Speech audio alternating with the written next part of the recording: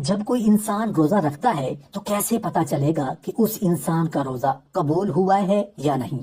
روزہ قبول ہونے کی 5 نشانیاں کون کون سی ہیں؟ وہ 5 نشانیاں جس سے معلوم کیا جا سکتا ہے کسی انسان کا روزہ مقبول ہوا ہے یا مردود ہوا ہے۔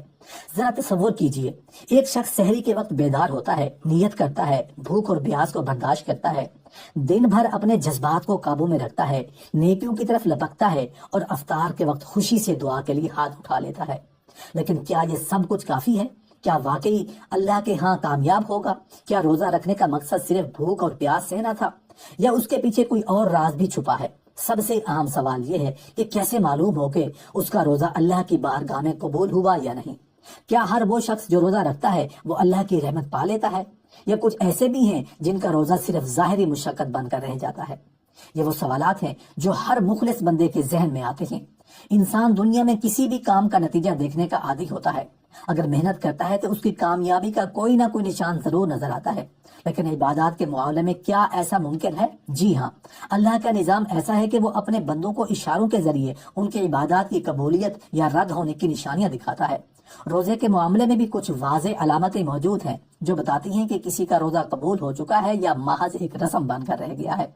اگر یہ نشانیاں کسی کے اندر پائی جائیں تو وہ خوشخبری کا مستحق ہے، اور اگر نہیں تو اسے فوراً اپنا محاسبہ کرنا چاہیے۔ تو وہ کون سی 5 نشانیاں ہیں جو ہمیں یہ راز بتاتی ہیں؟ آئیے ان پر گہری سے غور کرتے ہیں۔ روزہ قبول ہونے کی 5 نشانیوں میں سب سے پہلی نشانی تقوی اور گناہوں سے اجتناب میں اضافہ۔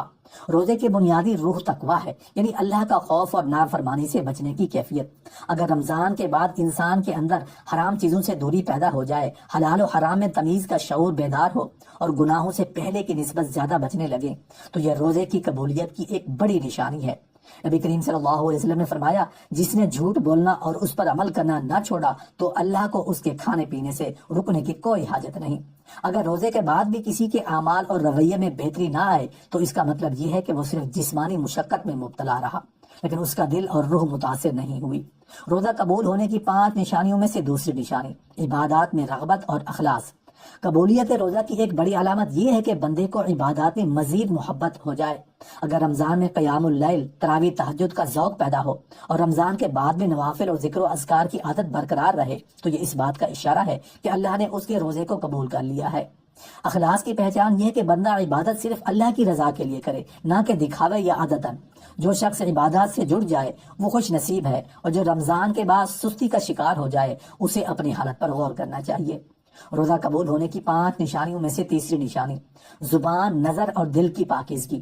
نبی کریم صلی اللہ علیہ وسلم نے فرمایا، روزہ صرف کھانے پینے سے رکنے کا نام نہیں، بلکہ روزہ فحش کلامی اور بے حیائی سے بچنے کا نام ہے۔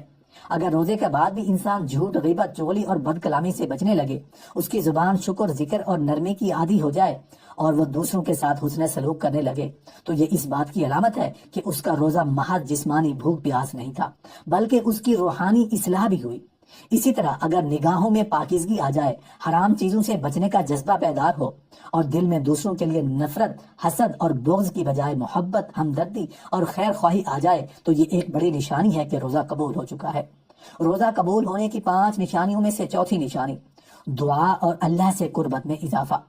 قبول شدہ روزے کی ایک نشانی یہ بھی ہے کہ روزے کے بعد بندہ دعا کا زیادہ عادی ہو جائے۔ اللہ قرآن میں فرماتا ہے، اور جب میرے بندے میرے بارے میں پوچھیں تو میں قریب ہوں، میں دعا کرنے والوں کی دعا قبول کرتا ہوں جب وہ مجھے پکارتا ہے۔ روزے کا مقصد اللہ کے قریب ہونا ہے، اور اگر اس کا دل عبادت میں لگنے لگے، دعا کرتے وقت آنکھوں میں آنسو آ جائیں اور وہ اللہ سے اپنے معاملات درست کرنے کی زیادہ فکر کرنے لگے، تو یہ ایک واضح علامت ہے کہ روزہ صرف ظاہری بھوک پیاس نہیں بلکہ دل کا تعلق بھی اللہ سے مضبوط ہوا ہے۔ روزہ قبول ہونے کی 5 نشانیوں میں سے 5ویں نشانی صدقہ، سخاوت اور دوسروں کے لیے ہمدردی۔ نبی کریم صلی اللہ علیہ وسلم رمضان میں سب سے زیادہ سخی بن جایا کرتے تھے، یہاں تک کہ آپ کی سخاوت تیز ہوا سے بھی زیادہ تیز ہو جاتی تھی۔ روزے کا اصل مقصد بھوکوں اور ناداروں کا احساس پیدا کرنا ہے۔ اگر رمضان کے بعد بھی کسی کے اندر سخاوت، غربا اور مساکین کی مدد کرنے کی عادت برقرار رہے، دل میں غریبوں کے لیے نرم گوشہ پیدا ہو جائے اور وہ محتاجوں کی مدد کو اپنا معمول بنا لے، تو یہ اس بات کی علامت ہے کہ اس کے روزے نے اسے حقیقتاً بدل دیا ہے۔